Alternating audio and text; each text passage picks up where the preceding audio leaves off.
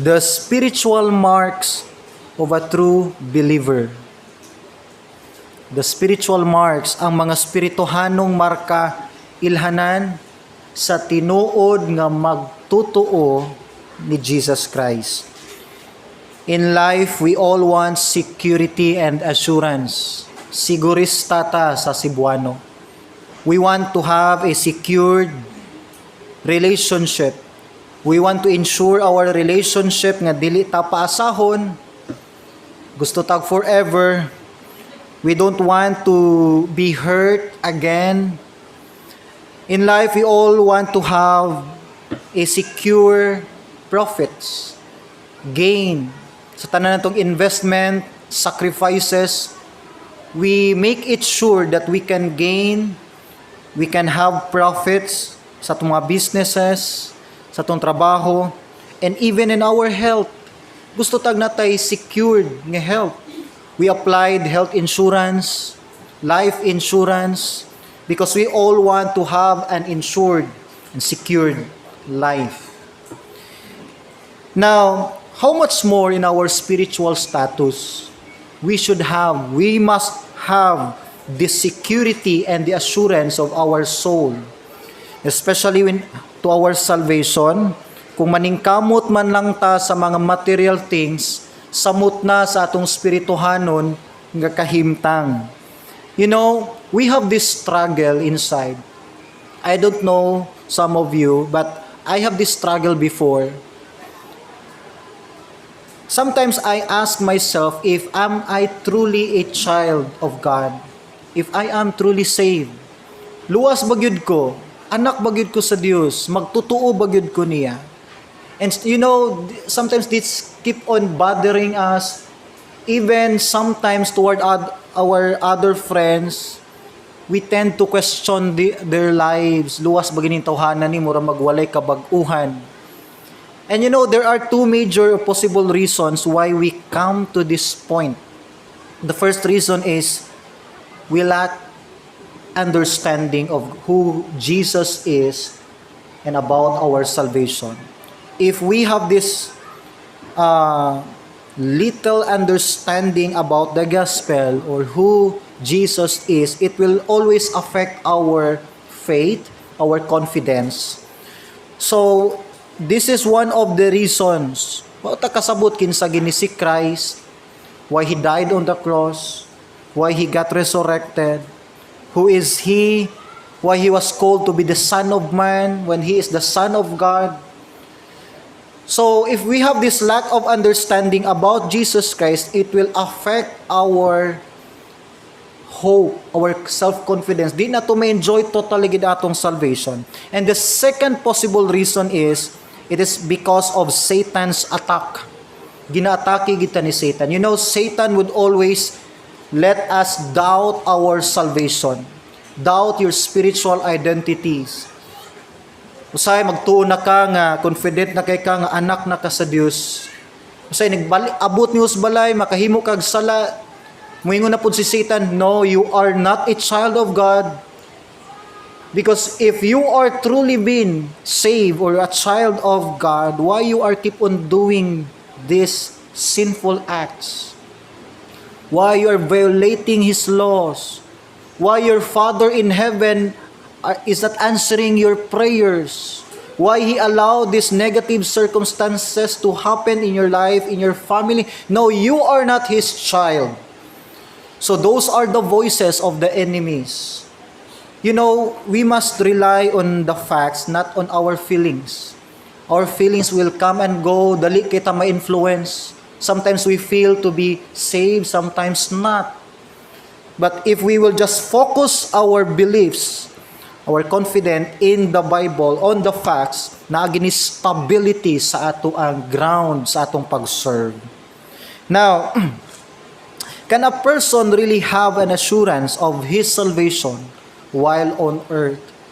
Pwede ba gidi ay ang tao masigurado niya yung kaluwasan? You know, before we have this thinking na that we cannot assure our salvation while we are still alive. And that's very irony. Kaya kung di ta kasigurado sa itong kaluwasan, samtang buhi pa, how much more kung patay na. minaog sa sayuta para tagaan tag klaro gyud nga kasiguraduhan.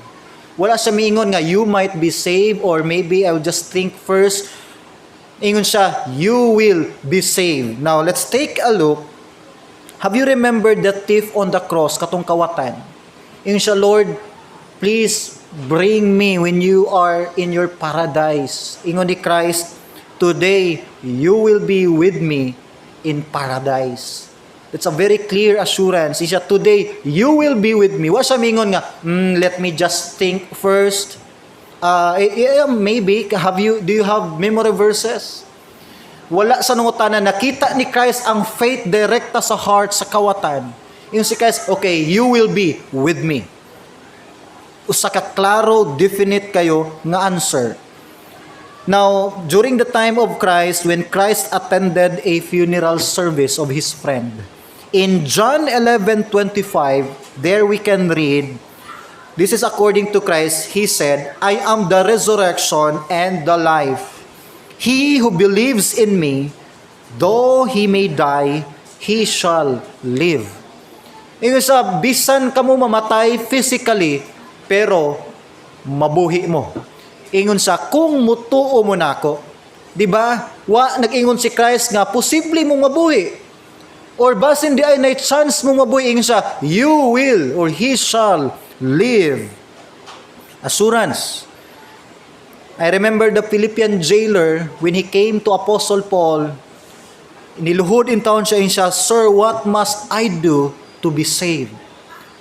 And Paul responded to him, ingin siya, believe on the Lord Jesus Christ and you will be saved. Basta ningon nga, maybe Christ will save you if you will believe Him. Ingin siya, you will be saved. So, na assurance good. Minaog si Christ sa yuta, aron naatay assurance, kasiguraduhan, 100% good nga security. Now, unsa man di may tabo sa usa ka tinuod nga believer ni Christ? Unsa man di ay atong expectation? If you are a genuine believer of Christ, unsa may mga butang nga imong i-expect? The Bible says, if you are a genuine believer of Christ, you have the eternal life. You receive eternal life. Life means relationship. It means it is an eternal relationship with God. Mamatay man ta physically, but our relationship with God is forever. And aside from that, the Bible says that all your sins were forgiven. You have now the newness of life. The Holy Spirit will indwell inside your body. He will do the process of changes in your life. That is why a true believer of Christ, there must be an ongoing transformation in his life. You cannot say, I'm a Christian for 10 or 20 years and then you're still living that kind of life. There must be an evidence of the work of the Holy Spirit in your life, regardless of your shortcomings. He is more powerful than your weaknesses. He is powerful compared to your sinful activities. Di sa malimitahan.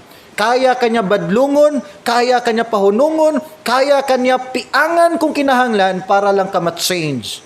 There must be a footprint of that Holy Spirit in your life. Do you have that footprints? Do you have that transformation? Are you aware of the work of the Holy Spirit in your life? Because if not, then you should check if He is truly inside your life. Because once the Holy Spirit dwell inside your body, your life, you will be changed. Now, there are spiritual marks of a true believer. I will give at least 3 major marks for you to check, to analyze yourselves if you're a genuine believer of Christ. Number 1, there must be a spiritual conversion. Spiritual conversion. Naagyo'y spirituhanong pagka-convert. Dili ka mahimong anak sa Dios kung dili ka ma-convert. Conversion needs proper understanding. You will never be converted if in the first place you don't understand who is Christ. What is the gospel? You should know that first. Otherwise, ang imong faith ngadto na sa wrong gihapon nga direction. And that is why there are a lot of people, when we talk about their faith, kuyaw kayo. Grabe mo sacrifice. Kadlawon mang mata, uban magpalansang pagid sa cross.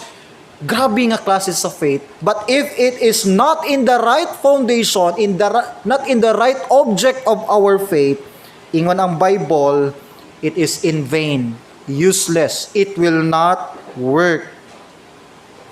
Again, Paul said to the Philippian jailer, believe on the Lord Jesus Christ and you will be saved. The condition is to believe. First of all, ang conversion sa usa ka tawo naa ni sa imong pag-believe ni Christ. You must believe the Lord Jesus Christ. Now, again, sa kunang giingon, di ka mo believe kung wa kay nasabtan. Kasabot ba ka, kaila ba ka kinsa si Christ? For example, in 1 John chapter 5, our main text, basahon na ko ni siya. Okay, kung anak ka sa Dios, di gyud ka magduha-duha based ani nga statement ni John. And this is the testimony that God has given us eternal life. Sure na gitagaan tag eternal life. And this life is in His Son. Not in the church, not in the religion, not in our good works. It is in Jesus Christ. Verse 12. He who has the Son has life. He who does not have the Son of God does not have life. Very clear. You can only find eternal life in the Lord Jesus Christ. So if you have Christ in your life, you have eternal life. Otherwise, if you don't have Christ in your life, do not expect to have that eternal life. Walay kasiguraduhan imong kinabuhi. Kung mamatay ta physically without Christ in our lives, impierno gid ta, lugapak. Verse 13. These things I have written to you who believe in the names of the Son of God, that you may doubt? No, you may know that you have eternal life. Si Christ naghatag gid siya assurance. Di siya gusto magduha-duha ka sa imuhang salvation. If you are sure that Christ is in your life, one time in your life, you have understand the gospel, and you have repented of your sin, and then you believe and accepted Christ as your only Savior, not religion, not good works, not anybody, but Christ alone, then the Bible says, you must know that you have eternal life. Kung kahibalo kang naka-eternal life, bitbita na hangtod sa eternity. Satan would whisper on your ear, no, that's not true. If you are a child of God, if you have eternal life, why your life is not perfect? Now remember, we are not saved to perform the perfection of life. Dili ta maka-perfect sa life. We still have imperfections. Gisave ta sa Ginoo so that we will not be punished. Di na ta silutan sa atong mga imperfections sa lake of fire. Gisave na ta sa Ginoo. Now, the Bible says that you can only be converted through faith in the Lord Jesus Christ. Ephesians chapter 2, verse 8. According to Paul, for by grace, now underline the word grace, you have been saved through faith, underline the word faith. And that not of yourselves, it is the gift, underline the word gift of God, not of works, lest anyone should boast. Now let me explain the grace of God. The grace of God is the ultimate foundation basis of our salvation. The grace of God, it is the unmerited favor of God.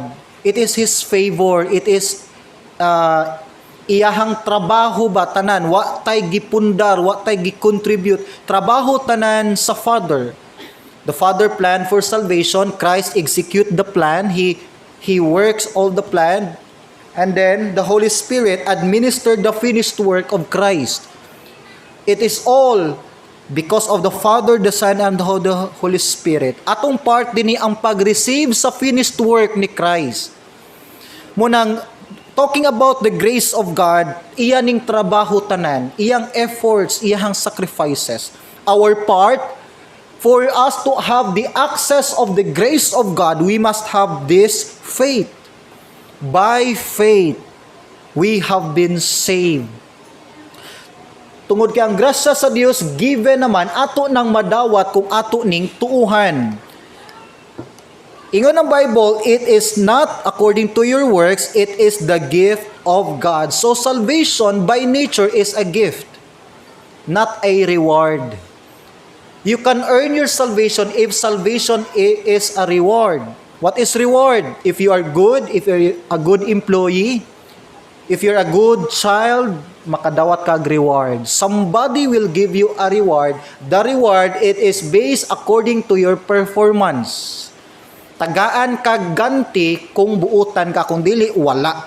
That's reward based na sa imong good works. But salvation is a gift. It means it is not dependent on your performance or good works. It is based purely on the giver of the gift. Nahimong gift ang atong salvation, nahimong free siya, kay si Jesus Christ mo'y nibayad ni tanan sa cross. Somebody paid the penalty of your sin. Munigihimo ni Christ 2,000 years ago, iyang gibayaran, munang nagkanta nga nag-ingon, Jesus paid it all. Gibayaran niya tanan, so kay nabayaran na, nahimo ng free gift na ang atong salvation. So it is purely gift from God, and you can only receive that gift if you will accept and receive it. Okay? Dili niyo ma-receive ang gift kung imo lang sang tan-awon. You can receive the gift if you will accept. How to accept this gift? You can accept this gift if you know who is this gift. Kinsa man dining gift? John 3:16. For God so loved the world that He gave. So naay gihatag. Kinsa ang gigive? Si Christ gave His only begotten Son. So ang God naghatag siya gift nato nga si Christ.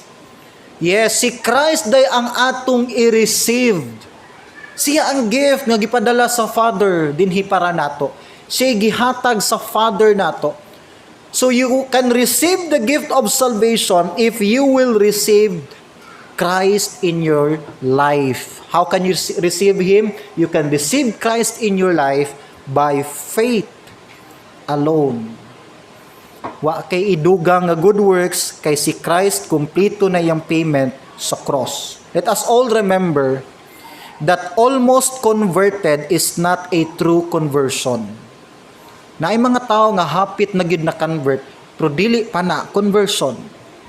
One time when Apostle Paul had this chance to share the gospel to King Agrippa, he presented the gospel, he presented the Lord Jesus Christ, and you know what? King Agrippa responded to Paul. He said, "You almost persuade me, Paul, to become a Christian." And that's not conversion. There are people thinks that they are converted. Pero kung walay mark gyud sa pagtinuod nga conversion, dili gid na conversion. Kung manigurado man lang ta, dapat gyud sa atong salvation. So kung naabot ka sa point nga hapit na gyud ko nito o Pastor John, wala pa gyud ka na convert. Wala pa gyud ka na save. Wala pa gyud ka na himong believer ni Jesus Christ. So find a way. You're not totally converted. You're not totally persuaded because maybe there's something lacking of your understanding. Find a way. Help yourself. Read the scripture. Find somebody who can explain to you the gospel properly. Aron nga di na ka almost persuaded, mutuo na gyud ka kinsa gyud ang Savior. Now, number 2, the second mark is there must be a spiritual change. So the first one, there must be a spiritual conversion. Number 2, there must be a spiritual change. Now, I would focus on spiritual matters, dili kay sa material. Dili good or wise nga basis ang material things. Basihan na nga nato sa pagkaanak sa Dios. Dili ni anak sa Dios kay bati kayog balay. Kani mo'y anak sa Dios, nindot kay balay. Dili ni anak sa Dios kay ang Dios wa kahatag niyag kotse. Kani mo'y anak sa Dios kay nindot og sakyanan, nindot og balay. You know what?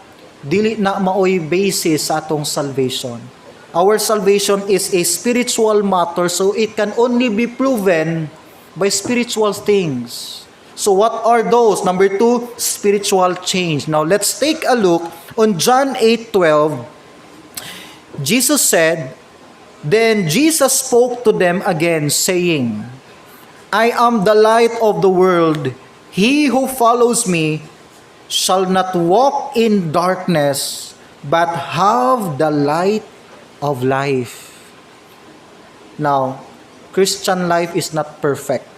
We can still commit sin. We can still commit serious offense, violations. But still, it will not change the reality that if you are truly been saved or a child of God, there is now a desire for change. Magtinguha yun kag kabag-uhan. Do not say that you're a Christian and then wala ka nagtinguha nga mabag-o. Naingon ni Christ, I am the light. And he who follows me, he who accepted me, he who believes in me, will not walk in darkness. Di nakadapat magkinabuhi sa kangit-ngit. Uy sahay, masaag tas ngit-ngit, pero dili ka ganahan magpabilin diha. You would always desire for light.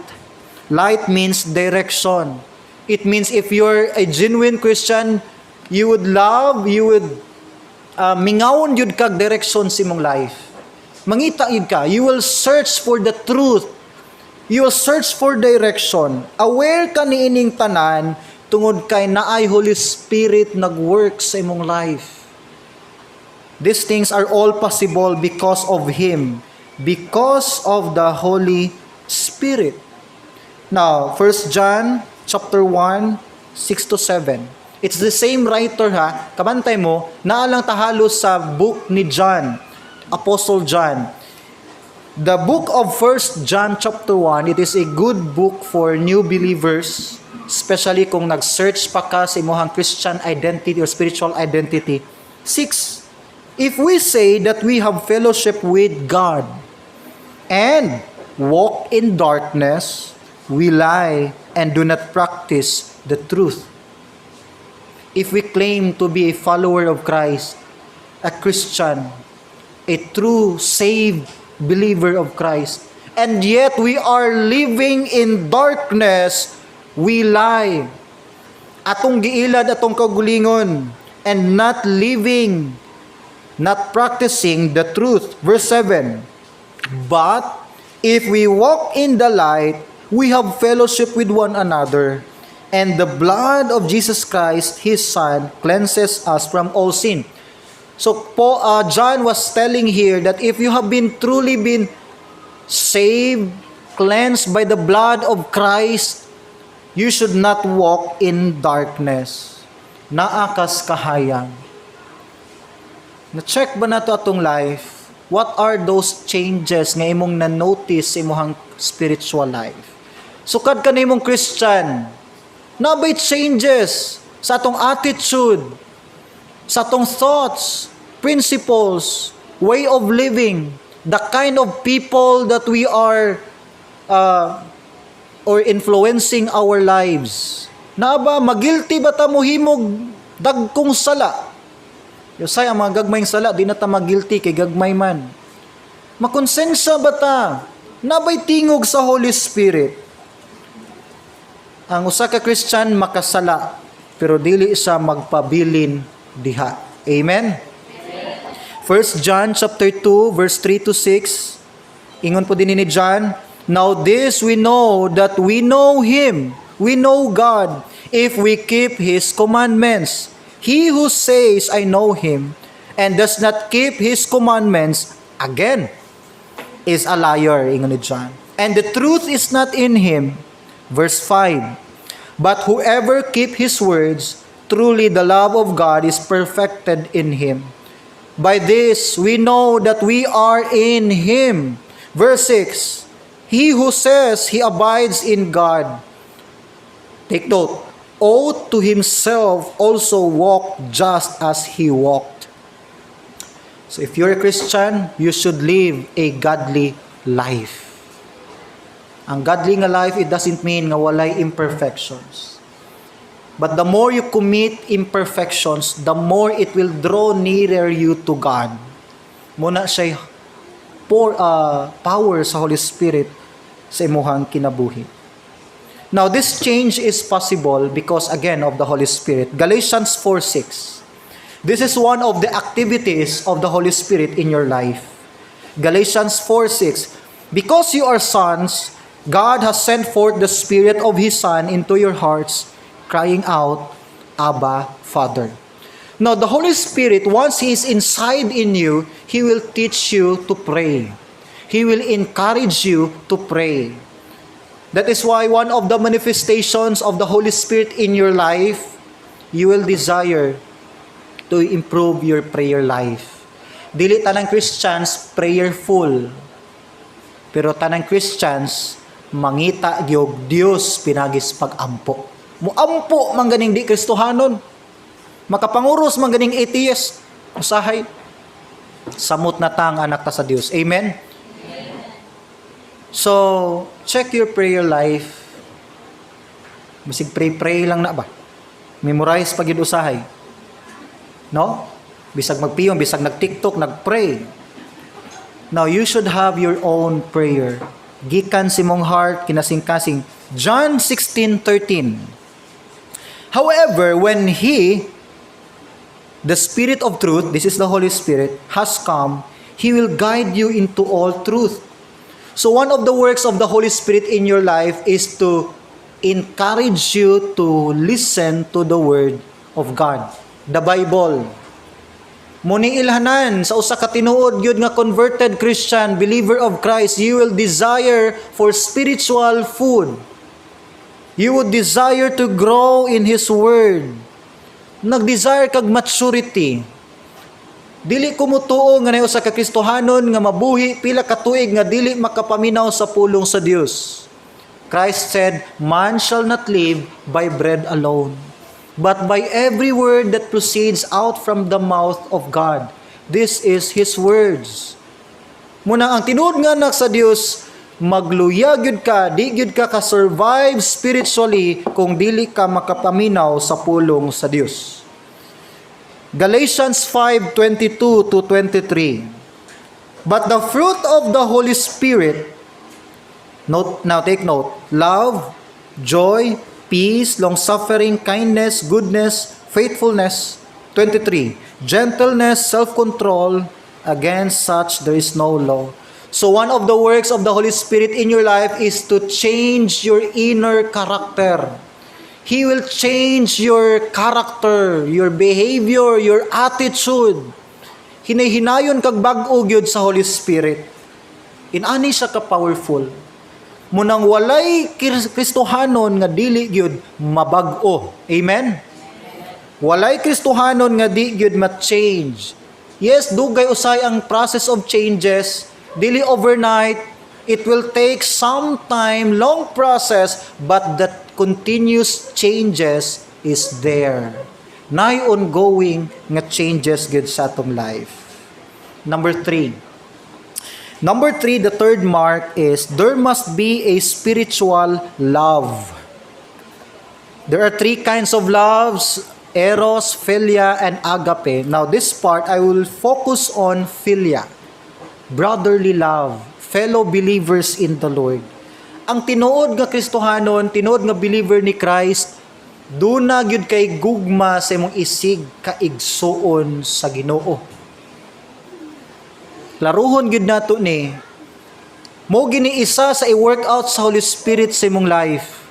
Mabalaka jud ka kung naay mga kaigsuonan nga wala na sa church. Numduman ako sa Nanay Erlinda gahapon, di ba nay? Bless kay ko, ingon si Nanay. Pastor, kanang maka-absent kog simba ba? Di naman ko ganahan. Mingaw naman ko sa church. Mingaw naman ko sa mga kaigsuonan sa iglesia, pastor. Kanilang sila wayway, gudugay kay mga mata. Ni mamata dyan ko sa'yo, maglungag pagkukuan. Pero mingaw na gid ko sa church, pastor. Oh, di ba? Mingaw sad minimo na, kung absent bitaw ka sa church, wa nagikindi no magkaon. Wa nay saging, ini kung magkaon.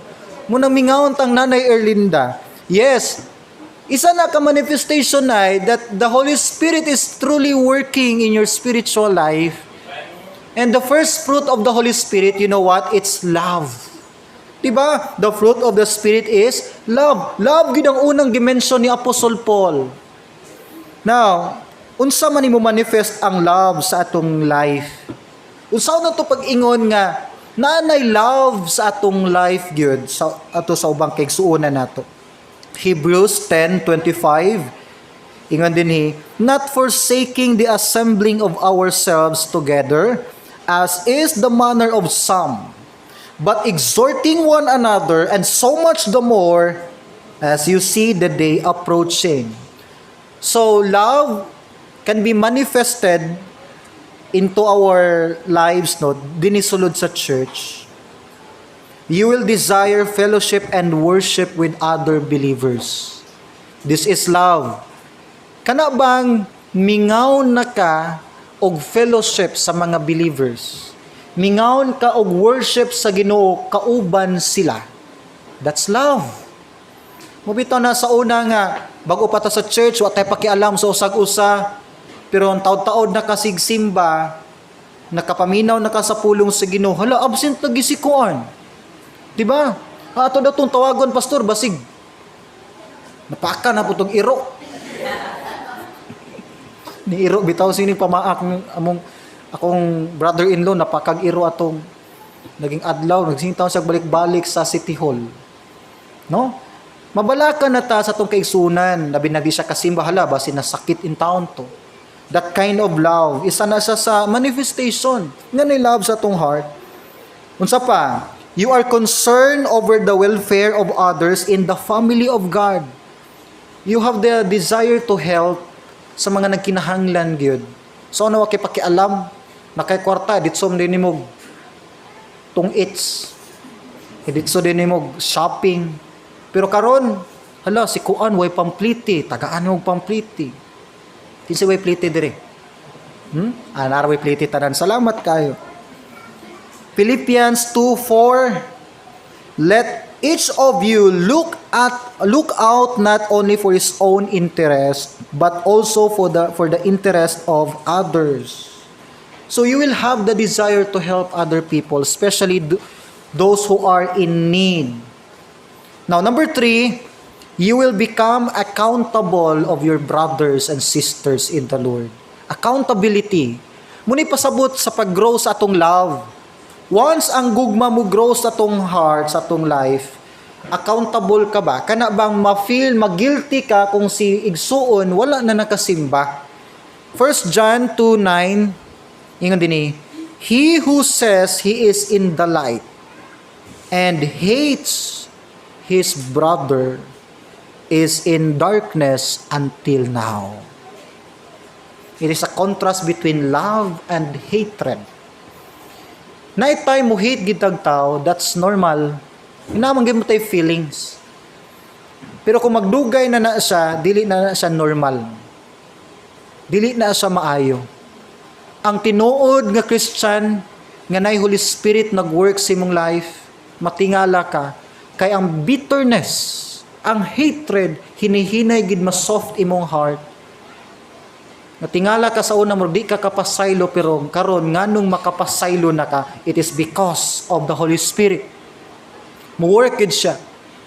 Munang wagi Kristohanon nga hangtod sa tibuok niyang kinabuhi, magpuyo siyang magdumot sa iyang isig kaigsuon. Ayuhon gid ka sa Holy Spirit. You will desire reconciliation with someone. Magtingwa jud ka. Tanawa diri sa Luke 17:3-4. Take heed to yourselves, if your brother sins against you, rebuke him.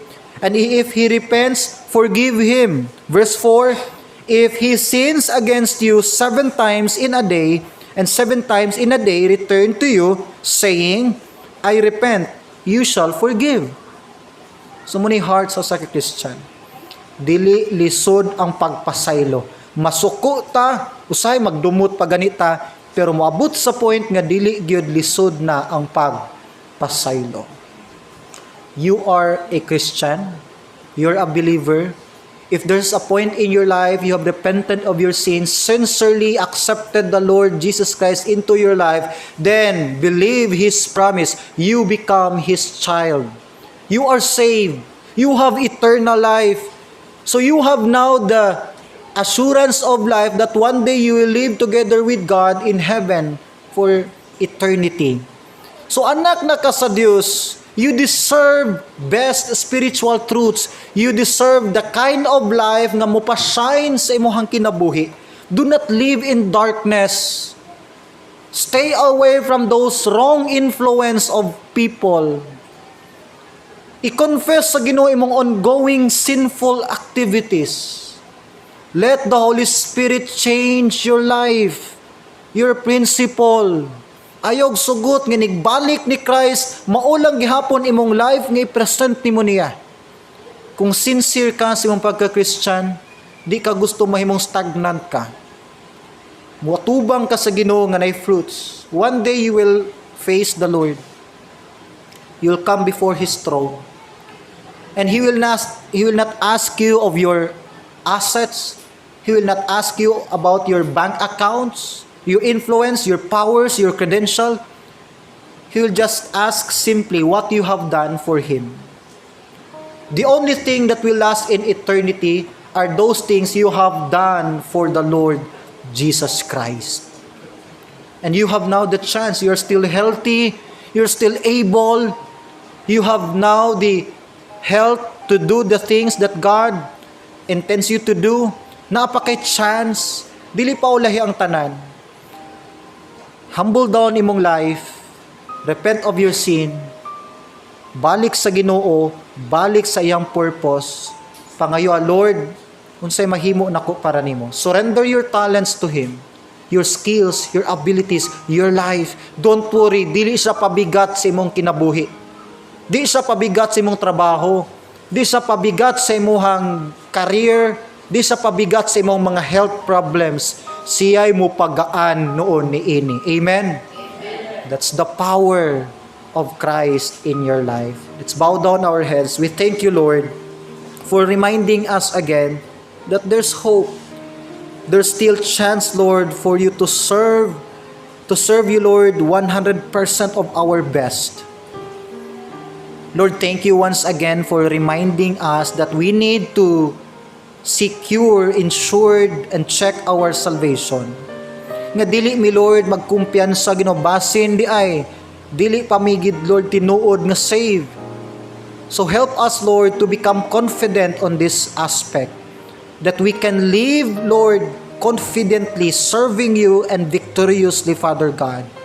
Help us, Lord, to conquer our shortcomings, our weaknesses, our doubts. Help us, Lord, also to reach out our unsaved loved ones. Tabangi mi, Ginoo. Kinahanglan mi sa gahom sa balaan nimong Espiritu, Lord. Unta, Lord, kini mabutanga, enough na nga mo check sa among spiritual status. Di unta mi maluya, Lord, sa pagpangalagad. Di mi maluya unta, Ginoo, sa paghimo sa mong best diha nimo. Kini tanan na mo ginasurrender. In Jesus' name we pray. Amen and amen.